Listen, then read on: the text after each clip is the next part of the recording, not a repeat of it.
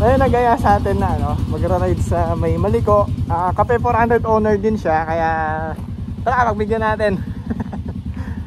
Ito si Sir Ray, bali sa mga subscriber natin, tapos naging kaibigan na rin natin. Kaya ito, samahan natin. Dublin Putz, train Dublin Putz. Ando na daw yung kausap natin. Ang bilis. Akala ko 15 to 20 minutes kaya nang takbuhin yung Cortaneta hanggang Masinggan. Wala pa tayong 5 minutes lang ata. First time ko kasing makipag-ride sa gamit tong motor na to. Oo, totoo. Ngayon pa lang, tama. First time ko makipag-rides. And then ito, Cafe 400 owner din. Ranasan din natin kung anong pakiramdam kapag pare-pareho kayo ng motor, ika nga. At saka makapagpalitan na rin ng mga diba, ng mga kuro-kuro sa ating mga motor, para at least magkaroon pa tayo ng mas maraming idea.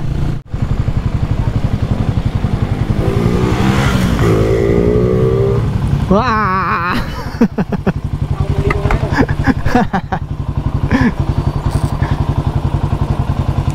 Walang yan. Ang bilis mo! Ang bilis mo, kala ko 15 to 20 minutes. Sabi ko puta nandun na. Ano yung pinalipad? Dito pala yun. Oo. Kasi dito ang daan natin eh. Out of the way na ako pagka pupunta pa ako ng Ordaneta. Pag dito po Maliko, malapit lang ba?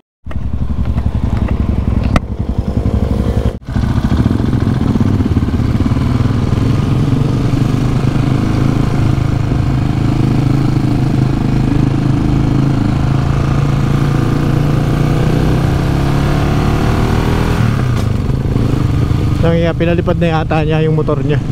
Ganda ng ganda ng setup na cafe racer talaga. Ay. Mamaya kwentuhan tayo dun sa taas. Makita namin yung mga motor namin. Sunday pala ngayon, kaya pala medyo maraming mga motor din na makyat ngayon dito. Magaling tong kasama ko. O nga pala, taga Baguio din pala to. Sumasabay din sa likuan.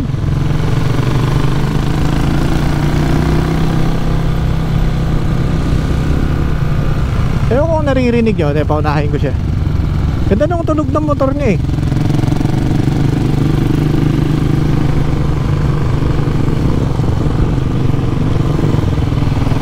Wala ka.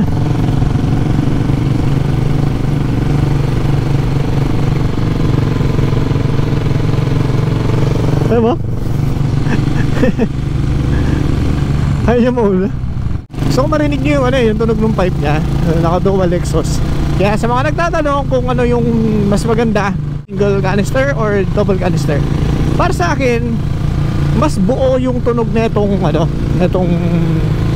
single, kasi nga syempre iisa lang yung nilalabasan niya eh. Pero yung dagundong minsan yung madagundong din siya si dual exhaust eh.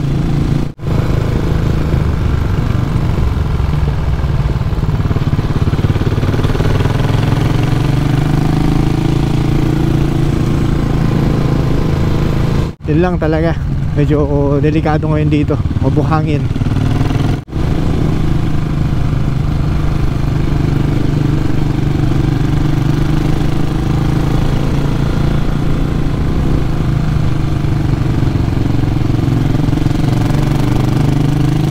Alam nyo, maganda rin kasi minsan kapag kain ka grupo mo or kasama mo nagra-rides, kaparehas mo ng motor or pareho kayong hilig, for example kung classic, sports bikes.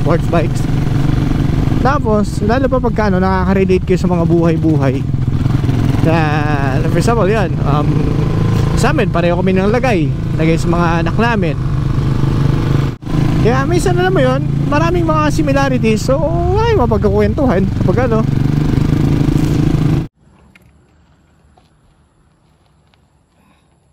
kita mo kung di maputik, alikabok. Kaya nga eh. O diba? Ganda rin pala pagkakasama mo, pareho kayo ng motor. Parang first time ko makirides ng netong Cafe 400 So, throw and throw dito. Matalsik talaga. Kaya nga. Bar end ka na. Di ba naka-bar end ka nun? Oo. Pero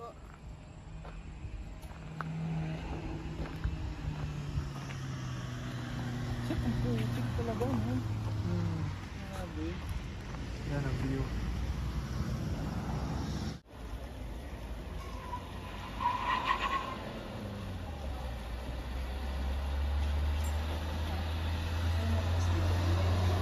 Tamo, ganyan sana, yung medyo higa konti. Ito medyo nakatayo na, oh.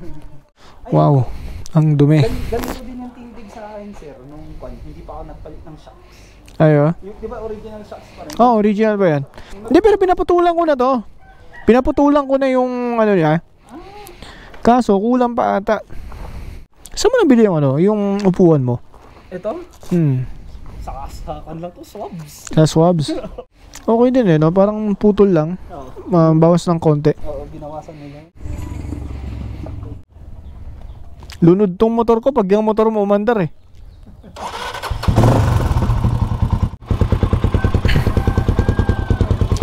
Ito yung sa kanya, naka double exhaust siya. Naka dual exhaust. Tapos pagka-andar, laki ng butas eh. Uminang motor eh. Kanina, di ba? Kita mo, sabi mo, linis. O, tignan mo ko yun, pare. Yan dito. Pero mas okay sa akin to ngayon kaysa nung huli tayo nagkita. Oo. Mas okay yung setup mo ngayon. Oo. Laki na gandang pinagbago sa likod. Oo. Parang ilaw lang pala yung nabago. Matara, mauna ka? Kayo na lang, sir. Hindi, sige. Ano ko lang. Para gusto ko rin marinig kasi ito sa, sa camera. Sige. Overtake ka na kata mamaya.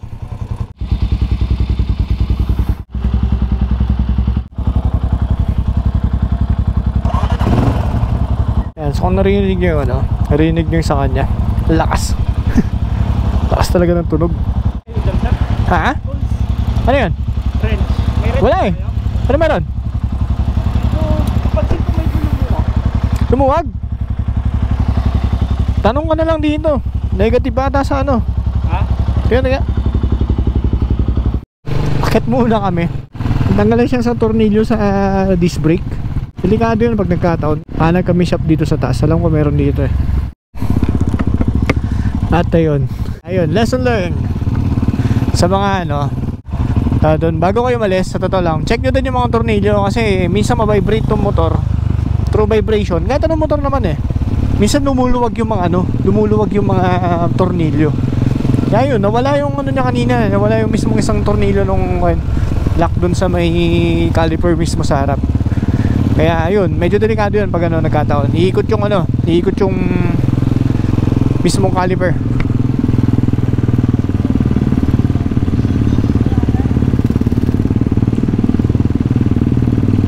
Naririnig nyo yung ano?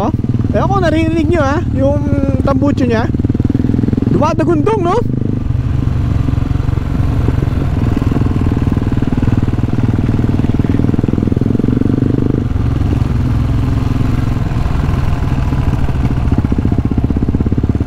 So yun, yun lang po muna sa ngayon.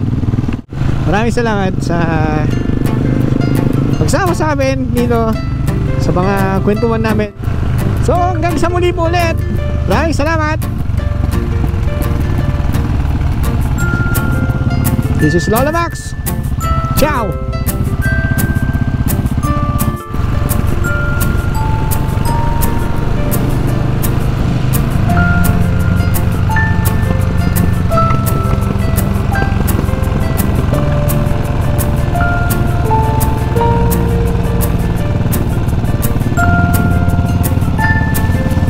Yun ang masarap dito. Ewan kung nakikita nyo ba ang kapal ng pag.